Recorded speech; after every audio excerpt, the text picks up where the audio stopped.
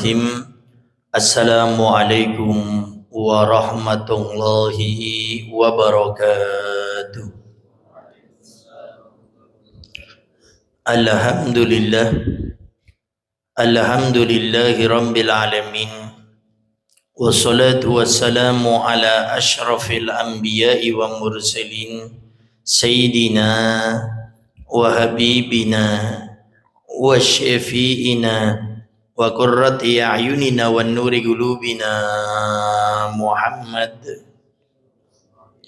habibi rabbil alamin wa ala alihi wa sahbihi ajma'in.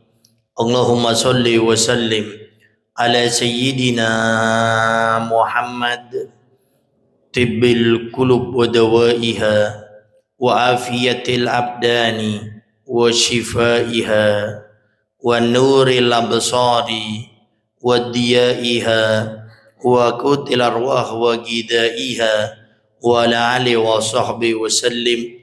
Allahumma ja'al sarirati khairan minal niyati waj'al alaniyati salihah, amma ba'du. Al-mukarram al-muhtaram yang sama-sama kita muliakan dan kita hormati selalu para alim, para ulama, para asatidah, penyambung lisan sekaligus penerus perjuangan Nabi kita Muhammad sallallahu alaihi wa alihi wasallam, yang kita doakan selalu mudah-mudahan para ustadz, para kiai, para ulama, para habaib kita diberikan panjang umur oleh Allah dalam keadaan sehat walafiat. Allah subhanahu wa ta'ala berikan kemudahan kepada beliau, baik itu urusan dunia maupun urusan akhiratnya. Allah subhanahu wa ta'ala jauhkan beliau semuanya daripada fitnah yang terjadi di akhir zaman ini. Amin. Amin ya rabbal alamin. Dan juga tidak mengurangi rasa hormat kami kepada segenap para ustadz dan ustadzah pondok pesantren Ainur Rafiq, terkhusus kepada Ustadz Aziz dan keluarga, dan juga para santri dan santriwati yang semoga antum semuanya dipilih oleh Allah untuk menjadi penerus perjuangannya Nabi Muhammad sallallahu alaihi wasallam. Amin. Amin ya rabbal alamin. Alhamdulillah, pada pagi kali ini Allah subhanahu wa ta'ala masih memberikan hidayah dan taufiknya kepada kita, sehingga pada saat ini kita masih bisa belajar ilmu agama, apalagi seperti antum berada di pondok pesantren. Tentu ini adalah nikmat yang besar. Tapi ingat, ujian terberat itu bukan di saat seorang diberikan musibah oleh Allah, tapi ujian terberat adalah di saat orang diberi nikmat oleh Allah. Sampai dikatakan berapa banyak orang bisa sukses di saat diberi ujian dengan kesabarannya. Tapi sedikit orang yang sukses di saat diberi nikmat bisa bersyukur. Jadi berat untuk bersyukur nikmat, termasuk antum yang ada di pondok pesantren. Orang tua berhusnudzon, antum di pondok ini belajar. Orang tua husnudzon, antum di pondok pesantren ini bermusyawarah. Orang tua berhusnudzon, antum di pondok pesantren berakhlak, berkhidmah. Sehingga kalau antum tidak menjalankan itu semua, namanya khianat dengan orang tua, dan termasuk akul atau uququl walidain, durhaka sama orang tua. Diberi uang untuk beli kitab malah diselewengkan untuk makan dan jajan, kan ada kayak gitu biasanya tuh. Itu juga namanya durhaka sama orang tua. Dikasih baju, akhirnya bajunya hilang, nggak dicari, kan ada. Cuma nelpon orang tuanya minta dikirim uang atau dikirim baju lagi. Itu juga termasuk orang yang kufur nikmat yang ada di pondok pesantren. Maka barang-barang yang sudah orang tua antum kasih dari peci, takwa, gamis semuanya, itu adalah nikmat dari Allah yang harus dijaga. Bagaimana menjaganya? Ya dengan bagaimana kita menggunakannya dengan baik. Orang tua mengirim antum ke pondok pesantren, kemudian ada bulanannya di sana, ada uang jajannya, maka diminta juga di saat itu antum untuk mensyukurinya dengan apa? Belajar yang rajin. Sehingga kalau ada anak pondok yang tidak belajar rajin, dia juga hakikatnya durhaka sama orang tuanya. Oleh karenanya, belajarlah yang rajin, karena penyesalan itu ada di akhir. Yang sering Al-Fakir sampaikan di awal-awal, Al-Fakir mengajar di pondok pesantren ini di hadapan antum semuanya. Termasuk yang ingin Al-Fakir sampaikan di sini sebagai mukadimah usahakan antum setiap hari itu cari satu pembahasan agar untuk bisa dijadikan modal di masa depan. Contohnya update status. Contoh kayak sekarang ada pembahasan yang lagi rame. Sebetulnya dulu juga pernah ada, cuma karena sekarang zamannya media sosial, sehingga semuanya bisa diramaikan lewat media sosial. Seperti tentang masalah nasab. Datang kepada Ustadz Haji, Ustadz, saya ingin tahu Ustadz sebenarnya penjelasan masalah nasab itu seperti apa. Kalau bisa setiap hari itu ada satu topik yang antum tanyakan, kemudian catat jawabannya. Yang lagi update apa Ustadz sekarang saya ingin tahu. Sehingga nanti antum bisa mencatatnya, dan itu bisa jadi pembelajaran kepada antum di saat waktunya antum harus terjun di masyarakat. Antum sudah punya banyak modal. Karena kadang di masyarakat itu ada beberapa permasalahan yang tidak ada dalam kitab. Karena bentuknya tidak seperti itu, tapi hakikatnya ada. Cuma bentuknya tidak seperti itu. Ya, contoh. Ini contoh sederhana saja. Ada permasalahan di masyarakat tentang bagaimana orang itu yang sudah meninggal dunia katanya dalam seminggu atau 40 hari boleh jalan-jalan di rumahnya. Ini mungkin di kitab mungkin kita tidak mendapati penjelasan yang seperti itu. Tapi secara konkretnya itu tidak ada. Tapi secara global ada. Nah, kalau kita memahami dengan mencari update status dengan guru-guru kita akan tahu, oh ternyata pembahasan ini jawabannya ini, penjelasan lebar panjang lebarnya tentang bab ini, seperti itu. Nah, itu nanti banyak di masyarakat kita akan mendapati seperti itu. Contoh, Al-Fakir ingat dulu waktu awal-awal mondok ditanya seperti ini. Saat katanya yang Allah ciptakan pertama kali itu jin ya. Dalam Al-Quran, wa ma khalaqtul jinna. Jin dulu, baru manusia, wal insa. Nah, sekarang saya tanya, waktu Nabi Adam alaihissalam diciptakan oleh Allah, jinnya ada di mana? Kan waktu itu ada iblis, ya kan? Ada Nabi Adam, ada malaikat. Nah, jinnya di mana? Katanya jin dulu yang diciptakan oleh Allah. Nah, jauhnya bingung kita nih. Iya ya, jinnya mana ya?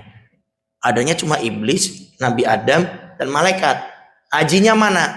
Nah, ternyata di Suratul Kahfi ternyata dijelaskan di sana bahwasanya iblis atau setan bagian dari jin.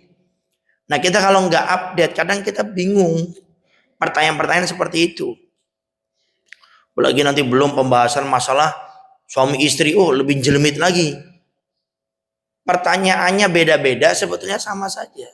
Nah, ini perlu ada kecerdasan kita di dalam memahami permasalahan di masyarakat. Nah, itu yang antum harus update.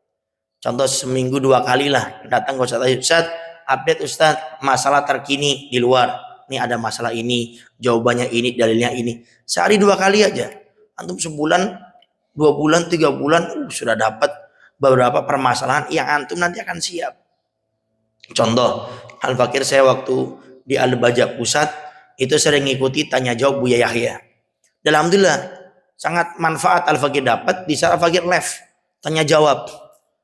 Apalagi ada di beberapa room talk ini Al-Fakir buka tanya jawab, dan tanya jawabnya ini masalah poligami, Zat. Ini perkara yang sangat di jurang ini, perkara masalah jurang.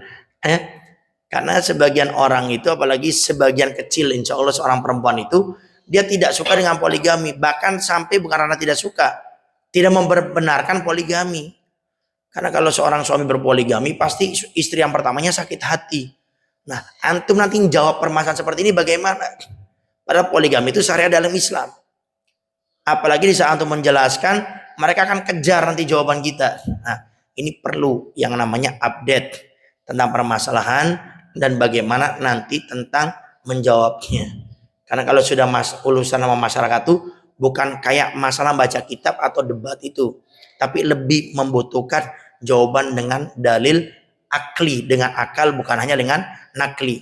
Dalil Al-Quran hadisnya kita para ulama ada, cuma penjelasannya ini yang harus kita update, bagaimana cara memahamkan orang. Karena Nabi sendiri mensabdakan kalimun nas ala qadri ukulihim, ajak bicara orang dengan akal pikiran mereka, dengan kadar pemahaman mereka, bukan dengan kadar keilmuan kita. Apalagi nanti antum terjun di media sosial, orang-orang ini nggak suka penjelasan yang panjang lebar, jelemit, ruwet, jelasinya lama. Sukanya yang praktis-praktis. Tapi tentunya tidak melanggar aturan syariat. Adab akhlaknya tetap terjaga. Makanya antum bersyukur ada di pondok. Jangan lupa untuk belajar yang rajin, karena di luar masyarakat menunggu antum semuanya, dan problematika sangat banyak di luar, membutuhkan para ustadz dengan keilmuan yang matang. Jangan sampai nanti yang mengisi sektor-sektor para ustadz, kiai ulama, orang-orang yang tidak pernah belajar ilmu agama. Karena Nabi sudah mengingatkan tanda-tanda hari kiamat, qalilul fuqaha katsirul khutbah. Banyaknya orang pintar ngomong tapi nggak punya ilmu.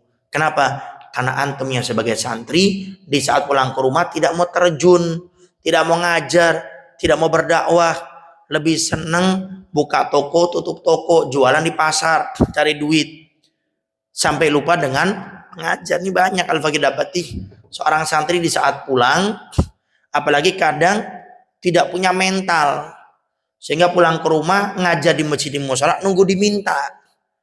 Ya kalau diminta, kalau enggak dan ngamalin ilmunya, lempam kayak kerupuk kena air. Tapi kalau pulang ke rumah minta izin sama orang tua, minta izin sama ustadz kayak ulama setempat untuk ngamalkan ilmu, untuk ngajar. Gak dikasih di situ, cari tempat yang lain. Karena ini banyak kan diantara kita tawadhu tidak pada tempatnya. Kalau bahasa guru kita Buya Yahya, gendala orang dakwah itu ada dua. Diantaranya apa? Tawadhu tidak pada tempatnya. Kenapa nggak ngisi di musola? Ada yang sepuh, ada kiainya, ada ustadznya. Saya masih muda. Itu kata beliau secara tidak langsung orang ini bilang seperti ini. Kapan yang tua mati biar saya bisa maju ngisi di musola ini. Itu bahasa kasarnya seperti itu kan. Kalau mati baru saya nanti maju, karena dia masih hidup saya nggak maju. Kan kurang ajar diam-diam di hatinya itu. Sehingga datang aja kepada ustadz, kayak ulama setempat, minta izin. Dikasih izin, bismillah, amalkan ilmu di sana. Kalau enggak cari tempat yang lainnya. Makanya nanti Ustaz di sini kayaknya harus yang sudah waktunya untuk dakwah di luar atau sudah mau berhenti, ada kelas khusus nanti.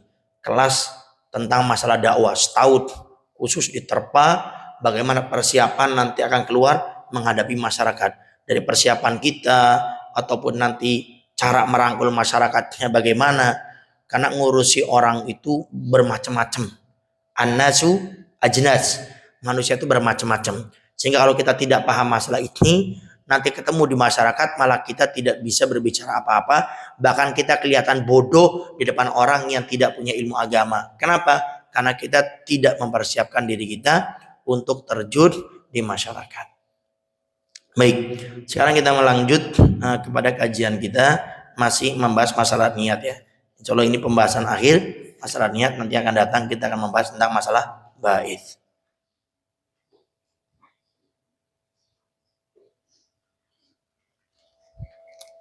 Wa akhbaru alaihi salatu wassalam. Itu ya. Baik, bismillahirrahmanirrahim. Alhamdulillahirabbil alamin. Wassalatu wassalamu ala asyrafil anbiya'i wal mursalin sayyidina wa habibina wa syafi'ina wa qurrati a'yunina wan nuri qulubina Muhammad habibi rabbil alamin wa ala alihi wa sahbihi ajmain.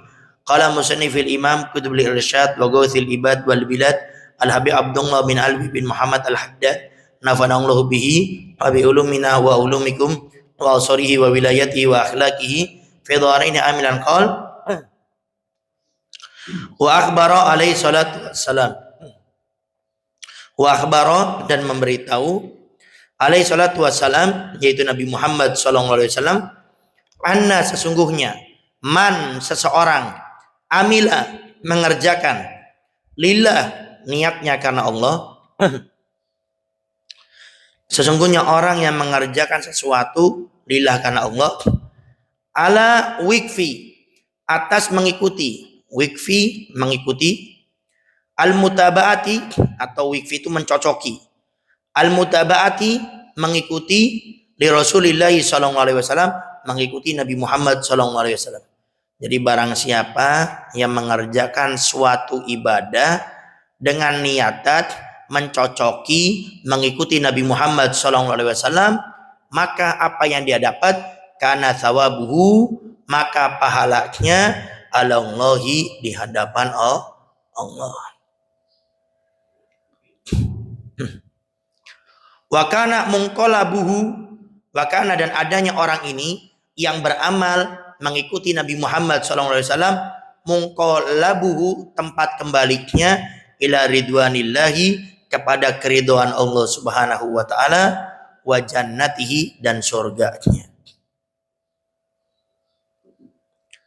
Fi jiwarillah di hadapan Allah Subhanahu wa taala, wa khiratihi dan menjadi orang-orang pilihannya. Wa khiratihi menjadi orang-orang pilihannya. Baik. Di sini Imam Haddad menjelaskan, dan ini banyak di antara kita melupakan, termasuk para santri, bahkan kita para ustadz. Jadi kalau kita berbuat kebaikan, kita diperintahkan niat untuk mengikuti Rasulullah. Contoh, kita mandi. Mandi itu kan suatu kebiasaan, perkara mubah yang kalau dikerjakan niatnya ibadah dapat pahala, kalau dikerjakan niatnya kejelekan dapat dosa. Kalau tidak ada niat, tidak ada pahala, tidak ada dosa. Ya. Maka kebiasaan itu kalau dibarengi dengan niat yang baik akan menjadi ibadah. Yang sudah pernah kita bahas, an-niyatu tufarriqu bainal ada wal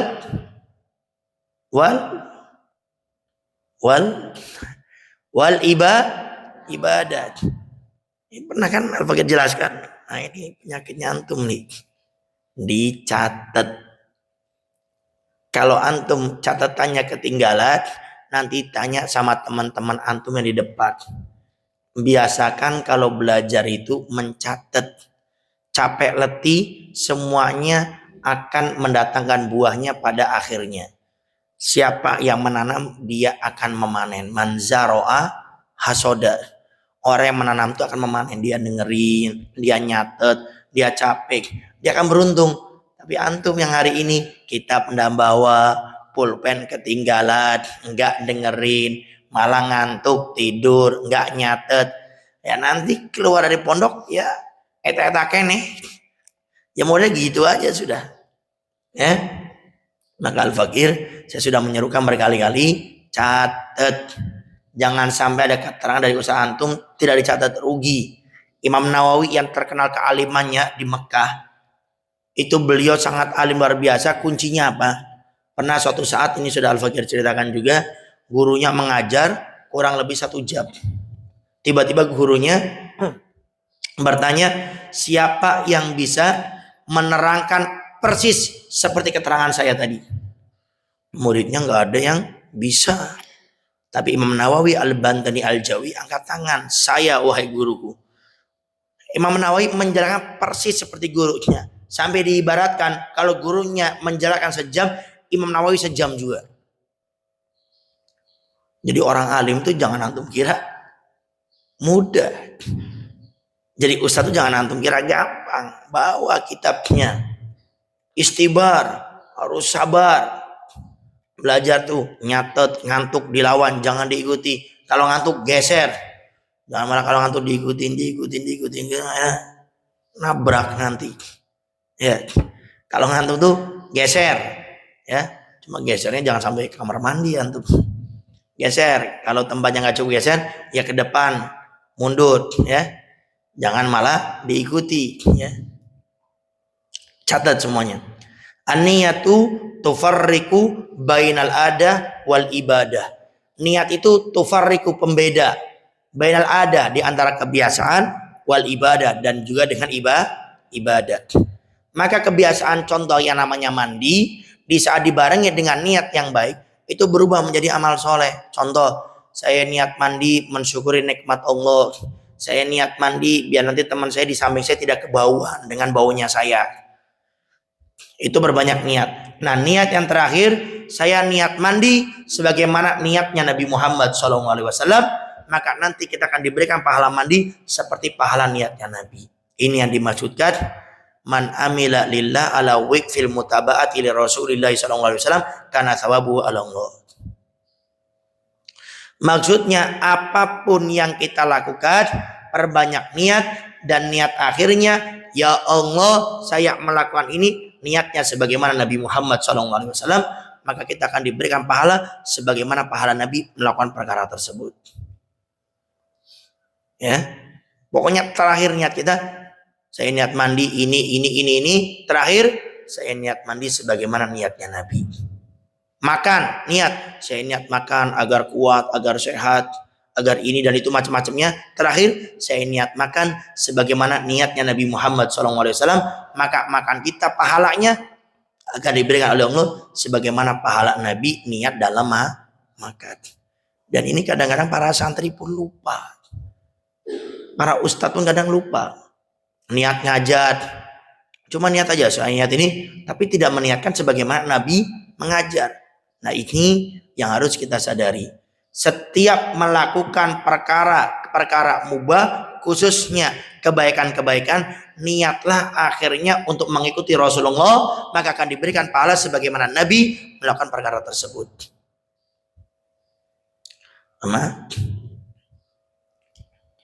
Baik, wa anna, dan sesungguhnya, man, orang, qasoda, bermaksud, ghairallahi, selain Allah. Artinya kalau ada orang beramal niatnya bukan karena Allah. Ghairallahi, selain Allah. Wa amila li ghairillah, dan dia mengerjakan li ghairillah, selain karena Allah. Jadi ini kebalikannya. Tadi orang beramal karena ngikuti Nabi. Sekarang orang beramal bukan karena ngikuti Nabi, bukan karena Allah, karena manusia. Karena thawabuhu, maka thawabuhu, pahalanya, wa jazauhu, dan balasannya, thawabu pahalanya, wa jazauhu, balasannya, inda, di hadapan man, orang, tasanno'a, yang dia berpura-pura, lahu, kepada orang tersebut. Jadi orang yang berbuat baik bukan karena Allah, atau kita sederhanakan ria, maka dia pahalanya, balasannya dengan orang yang dia berpura-pura dengan orang tersebut. Kalau kita sederhanakan, tidak ada pahalanya di hadapan Allah. Dia mungkin cuma dapat ucapan terima kasih, dia mungkin cuma dapat pengagungan dari orang tersebut, tapi di akhirat tidak ada pahalanya sama sekali. Rugi kalau orang berbuat kebaikan bukan karena Allah, karena ingin mendapatkan pujian dari manusia. Wara'a lahu, wara'a, ria, lahu, kepada orang tersebut, artinya ingin dipuji sama orang ini. Mimman, dari orang, la yamliku, yang tidak memiliki, la yamliku, yang tidak memiliki, lahu, bagi orang tersebut, wala linafsihi, dan tidak linafsihi, kepada diri orang tersebut, doron, bahaya, wala, dan tidak naf'ad, memiliki manfaat, wala, dan tidak mautad, memberikan kematian,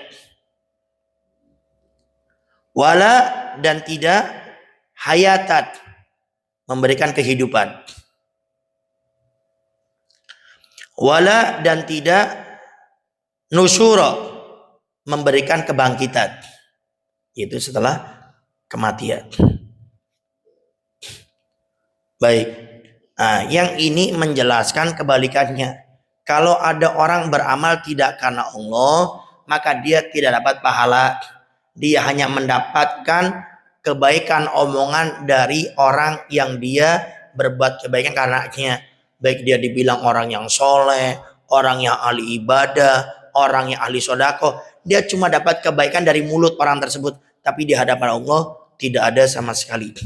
Padahal kata Imam Haddad, kamu ini berbuat baik kepada manusia itu, manusia yang kamu berbuat baik ingin dipuji sama dia, dia tidak bisa memberikan kamu bahaya, tidak bisa memberikan manfaat, tidak bisa memberikan kamu kematian, dia tidak bisa memberikan kamu kehidupan dan kebangkitan nanti setelah kematian. Artinya semua yang memberikan itu adalah Allah. Harusnya kita berbuat baik, tujuannya itu Allah. tidak selainnya. Nafas yang hari ini kita bernafas dari Allah. Satu saja seandainya. Kita punya hidung nih ya. Hidung. Ditahan sama Allah nafasnya semenit. Coba. Kebayang enggak? Enggak bernafas sampai 1 menit. Bangun-bangun sudah di alam kubur begitu. Loh, kok sepi nggak ada orang ini. Itu baru nafas. Belum kita dikasih free. Nikmat mata sama Allah. Dikasih lidah bisa berbicara. Telinga. Mata. Sekarang kita melihat juga ada orang yang mana tidak punya mata, tidak punya telinga, tangannya tidak sempurna, kakinya tidak sempurna. Allah berikan kepada kita, alhamdulillah, gratis seperti ini. Tidak ada tunggakan, tidak ada bayaran, tidak ada malaikat datang kepada kita sebulan bayar 5 juta, tidak ada. Maka harusnya kita ini punya rasa malu. Kalau berbuat kebaikan hanya ingin dipuji oleh orang, sedangkan Allah saja memberikan nikmati free, gratis dari Allah Subhanahu wa taala. Makanya dikatakan dalam kitab Fawaidul Muhtarak, dikatakan dalam kitab Taurat, itu Allah sampai menyatakan seperti ini. Kalau seandainya aku Allah, kata Allah, seandainya aku Allah tidak menciptakan surga dan aku tidak menciptakan neraka, kata Allah. Seandainya aku Allah tidak menciptakan surga dan tidak menciptakan neraka, apakah mungkin aku masih disembah, kata Allah. Kalau aku Allah tidak menciptakan surga, tidak menciptakan neraka, apakah aku masih disembah? Bahkan dikatakan hamba yang paling kurang ajar adalah hamba yang berbuat baik karena mengharap surga dan takut kepada neraka. Ini sebagian mengatakan seperti itu. Hamba Allah yang paling kurang ajar adalah hamba yang berbuat baik karena mengharap surga dan juga takut neraka. Artinya apa? Kalau aku Allah tidak menciptakan surga, apakah hambaku masih ibadah? Kalau aku tidak menciptakan neraka, apakah hambaku masih meninggalkan maksiat? Kan selama ini mungkin kita ini sholat 5 waktu gak pernah ditinggal. Kenapa? Ya mengharap surga. Kenapa? Takut masuk neraka. Kata Allah, kalau aku tidak ciptakan keduanya, apakah kalian, kata Allah, masih menyembahku? Sehingga sebagian ulama mengatakan hamba yang kurang ajar adalah hamba yang berbuat baik karena mengharap surga dan takut neraka. Tapi jumhur, artinya kebanyakan para ulama menjelaskan itu hanya tingkat keimanan. Hanya tingkat keimanan. Artinya boleh. Ada orang beribadah karena mengharap surga, boleh. Namanya ikhlas juga, itu tingkatannya. Ada orang beribadah karena takut masuk neraka, boleh. Itu hanya tingkat keikhlasan saja, sehingga nggak masalah. Sebagaimana Al-Fakir pernah menjelaskan kan, ada orang beribadah seperti pedagang, nggak mau rugi. Siapa? Orang yang beribadah mengharap surga, istilahnya pedagang. Ada orang beribadah seperti budak yang tidak bergerak kecuali nunggu dicambuk sama majikannya. Itu orang yang beribadah karena takut api neraka. Yang ketiga yang paling hebat, ada orang beribadah karena rasa terima kasih kepada Allah. Diberi mata, telinga, tangan, kaki gratis dari Allah, sehingga dia ibadah semata-mata karena mengharapkan ridho Allah, terima kasih kepada Allah. Baik. Wa hasal hijrata alaihi salatu wassalam, wa dan mengkhususkan al hijrata hijrah. Artinya dalam hadis innamal a'malu binniyat wa innamal likulli imrin ma nawa faman kanat hijratuhu, hadis itu kenapa dikhususkan pembahasan niat ini dengan kata hijrah? Kenapa tidak pakai kata yang lainnya? Muhammad menjelaskan wa hasal hijrata, dan dikhususkan hadis tersebut dengan hijrah min dari baini, di antara sairil a'mal, sairi macam-macamnya amal, kebaikan-kebaikan. Apa sih maksudnya? Kok Nabi mengkhususkan hadis masalah niat dengan hijrah? Tanbihat, sebagai tanbihan, sebagai peringatan. Tanbih, sebagai peringatan. Alal kulli, atas kulli semua, bil ba'di, dari sebagian. Jadi ini cuma peringatan atas seluruh amal soleh, hanya diambil sebagiannya, yaitu dalam masalah hijrah. Itu nanti dalam ilmu balaghah itu ada penjelasan khusus. Jadi menyebutkan satu itu sebetulnya akan menyebutkan semuanya. Sama contoh dalam hadis kita mendengarkan talabul ilmi faridatun ala kulli muslimin. Mencari ilmu wajib atas setiap laki-laki muslim. Nah, perempuannya nggak disebut. Nah, ini termasuk. Makanya kata para ulama, kalau disebutkan perintah laki-laki, biasanya umumnya perempuannya masuk. Ya ini, diperintahkan mencari ilmu laki-laki muslim. Itu perempuannya juga masuk. Perempuan juga wajib mencari. Tapi kalau disebutkan perempuannya saja dalam ayat atau hadis, itu biasanya khusus untuk perempuan saja. Itu bedanya, ya. Nah, termasuk yang seperti ini. Jadi ini hanya pengingat saja, menyebutkan hijrah itu juga kepada semua amal harus dibarengi dengan niat yang baik. Kalau enggak ada niat baik tidak ada pahalanya. Li'anna minal maklum, li'anna karena sungguhnya minal maklum sudah diketahui, indah di hadapan ulil afham, uli pemilik afham, pemahaman-pemahaman. Jadi kata Imam Haddad ini sudah dipahami oleh banyak orang. Kalau menyebutkan satu itu hanya sebagian untuk mencakup semuanya, dan ini sudah dipahami. Anal ikhbaro, anna sesungguhnya ikhbaro, pemberitahuan ini laisa bukan khoson dikhususkan bil hijrati dengan hijrah. Jadi penyebutan ini itu bukan khusus tentang hijrah saja niat ini, tapi untuk semua kebaikan. Tapi huwa perkara tersebut amun umum fi jami'i di semua syara'ihil Islam, syariat Islam. Jadi penyebutan hijrah dalam bab niat ini adalah secara umum dalam syariat Islam. Artinya orang yang beribadah tidak dibarengi dengan niat yang baik, maka tidak ada pahalanya. Kemudian aku berkata, Imam Haddad menjelaskan, i'lab, ketahuilah, ayyuhal murid, wahai al murid, itu orang ingin sampai kepada Allah, at-talib, yang mencari. Artinya orang yang ingin menuju kepada Allah, yang mencari Allah, wal mutawajjihu, yang menghadapkan dirinya, ar-ragibu, yang memiliki harapan yang besar. Annaka, sesungguhnya kamu, hina sa'altani,